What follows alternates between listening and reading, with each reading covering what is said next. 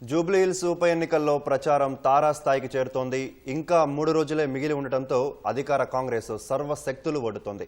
ఓటర్లందరినీ కలిసేలా పక్కా ప్రణాళికతో ముందుకెళ్తోంది. ఓవైపు ఇంటింటి ప్రచారాలు హోరెత్తిస్తూనే చేరికలు, ఆత్మీయ సమ్మేళనాలపై నజరేసింది. జూబ్లీహిల్స్లో కాంగ్రెస్ అభ్యర్థిని గెలిపిస్తే ప్రగతిని పరుగులు పెట్టిస్తామంటూ ఓట్లను అభ్యర్థిస్తోంది. హైదరాబాద్ జూబ్లీహిల్స్ ఉప ఎన్నిక ప్రచారంలో కాంగ్రెస్ జోరు కొనసాగిస్తోంది. రెహమత్ నగర్లో గడప గడపకు తిరిగిన మంత్రి జూపల్లి కృష్ణారావు మహిళల్ని, వృద్ధుల్ని ఆప్యాయంగా పలకరించారు. గతంలో బీఆర్ఎస్ కు ఓటేస్తే చేసింది శూన్యమని విమర్శించారు.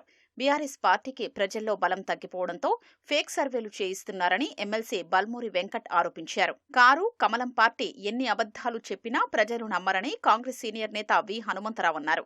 సంగారెడ్డి జిల్లా కొల్లూరు 2 పడక గదుల ఇళ్ల సముదాయంలో ఉన్న జూబ్లీహిల్స్ ఓటర్లు ఉండడంతో కాంగ్రెస్ పార్టీ ఆత్మీయ సమ్మేళనం నిర్వహించింది. ఖమ్మం ఎంపీ రఘురాం రెడ్డితో కలిసి ముఖ్య అతిథిగా హాజరైన మంత్రి ఉత్తమ్ కుమార్ రెడ్డి బీఆర్ఎస్, బీజేపీపై విమర్శలు గుప్పించారు. నవీన్ యాదవ్ కు మద్దతుగా ప్రచారానికొచ్చిన అశ్వారావుపేట ఎమ్మెల్యే జారే ఆదినారాయణ వినూత్నంగా పాట పాడుతూ ఓటర్లను ఆకట్టుకున్నారు.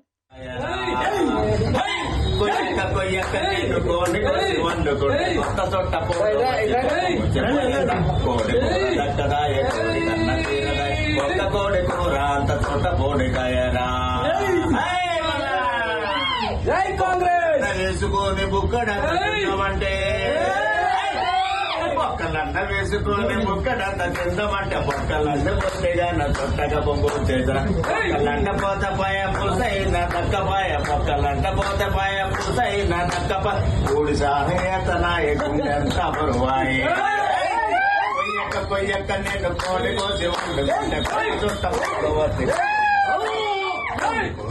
अगर दिल्ली में बीजेपी को हराना है सिर्फ कांग्रेस पार्टी कर सकती है, सिर्फ राहुल गांधी साहब कर सकते हैं.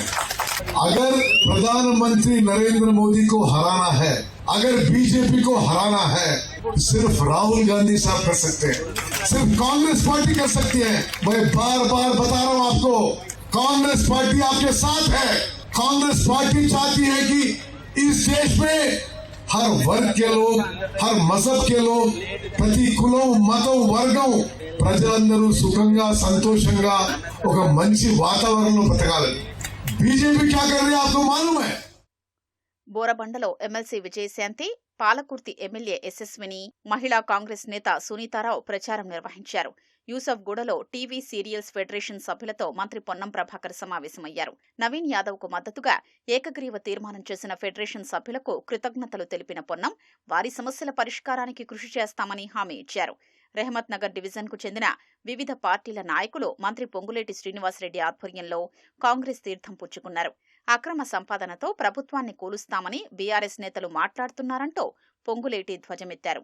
ఎల్లారెడ్డిగూడలో బీఆర్ఎస్ మైనారిటీ మహిళా విభాగం నేతల్ని కాంగ్రెస్లోకి ఆహ్వానించిన మంత్రి శ్రీధర్ బాబు జూబ్లీహిల్స్ ఓటర్ల తీర్పుతో గులాబీ పార్టీ తట్టాబుట్టా సర్దుకొని పోతుందని ఎద్దేవా చేశారు. ఈరోజు వారికి ఏది కనబడదు.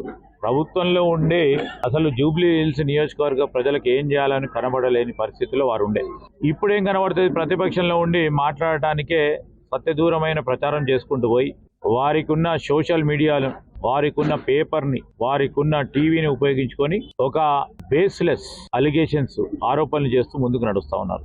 ఈరోజు మేము 1 సంవత్సర కాలంలోనే ఇప్పుడే మీరు జూబ్లీహిల్స్ ప్రాంతానికి సంబంధించిన ప్రజలందరినీ అడగండి. ఏ విధంగా రోడ్లు వేయించినామో, ఏ విధంగా డ్రైన్స్ కు సంబంధించిన అవసరాలను తీర్చినామో, ఇక్కడ ఉన్న కాలనీ వాసులకు, అసోసియేషన్ కు సంబంధించిన పెద్దలకు, ఈ రోజు ఈ ప్రాంత వాసులందరికీ కూడా ఈ సంవత్సర కాలంలో మార్పు కనబడ్డది వారిని అడగండి. టీఆర్ఎస్ వాళ్ళు సొంత డబ్బా కొట్టుకొని చెయ్యని పని కూడా చెప్పుకుంటూ ముందుకు నడుస్తా ఉన్న ధర్మిలా ప్రజలందరూ కూడా చూస్తా ఉన్నారు. 11వ తారీఖు నాడు వారు మరి ఇచ్చే తీర్పు ప్రత్యేకంగా కూడా కనబడుతుంది. వాటి అన్నిటి కూడా జవాబు ప్రజలు చెప్తారు. అప్పుడు మొత్తం అన్ని కూడా ఆఫీసుల చుట్టూ అంతా కూడా మూసుకొని పోవాల్సి వస్తుంది. కాళేశ్వరం పేరుతోనే 1,00,000 కోట్లు అక్రమ సంపాదన సంపాదించారు. ఆ అక్రమ సంపాదనతో, అహంకారపూరితమైన అనేక మాటలతో ఈ బై ఎలక్షన్ లో మా క్యాండిడేట్ గెలుస్తాడని, అదే విధంగా రాబోయే 500 రోజుల్లోనే తెలంగాణ రాష్ట్రంలో మళ్లీ మా ప్రభుత్వం వస్తుందని కారు కూతలకు వస్తుంటే ఈ గవర్నమెంట్ ని కూలగొట్టడానికి ప్రయత్నం చేస్తున్నారు. కూలగొట్టించుకోవడానికి ఇక్కడ ఎవరు సిద్ధంగా లేరు. 2 పర్యాయాలు మీకు తెలంగాణ ప్రజలు బుద్ధి చెప్పారు. ఇప్పుడు జూబ్లీ హిల్స్ ప్రజలు కూడా మీకు బుద్ధి చెప్పటానికి ఉన్నారు.